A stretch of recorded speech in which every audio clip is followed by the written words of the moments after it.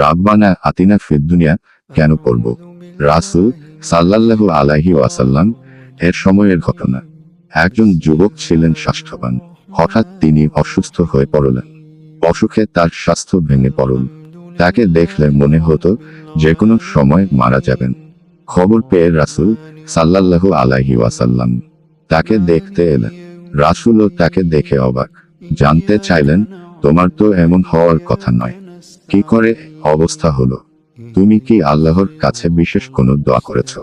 যুবক বলল, আপনি ঠিকই ধরেছেন, আমি আল্লাহর কাছে দোয়া করেছি, হে আল্লাহ, আমার আখিরাতের প্রাপ্য সব শাস্তি দুনিয়াতে যেন পাই, আখিরাতে যেন কোনো কষ্ট না পাই। রাসূল সাল্লাল্লাহু আলাইহি ওয়াসাল্লাম বললেন, তুমি এ কেমন ধরনের দোয়া করেছ?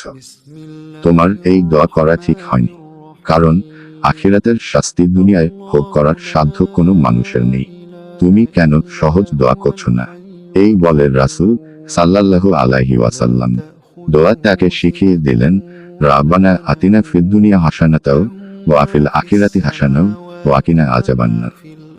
সূরা বাকারা আয়াত 201 এর অর্থ, আর তাদের মধ্যে অনেকে বলে, হে আমাদের প্রতিপালক, আমাদেরকে ইহকালে কল্যাণ দাও ও পরকালেও কল্যাণ দাও এবং আমাদেরকে অগ্নিযন্ত্রণা থেকে রক্ষা করো। আরেকটি ঘটনা, সাহাবী আনাস ইবনে মালিক রাদিয়াল্লাহু তাআলা তখন বৃদ্ধ, চলতে ফিরতে অক্ষম। তার কাছে বসা থেকে একদল লোক এসে বলল, হে আনাস রাদিয়াল্লাহু তাআলা, আপনি রাসূল সাল্লাল্লাহু আলাইহি ওয়াসাল্লাম কে দেখেছেন?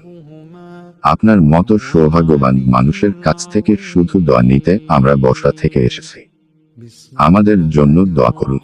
তখন আনাস রাদিয়াল্লাহু তাআলা তাদের নিয়ে আল্লাহর দরবারে হাত তুলে রাব্বানা আতিনা ফিদ দুনিয়া পড়ে দোয়া করলেন।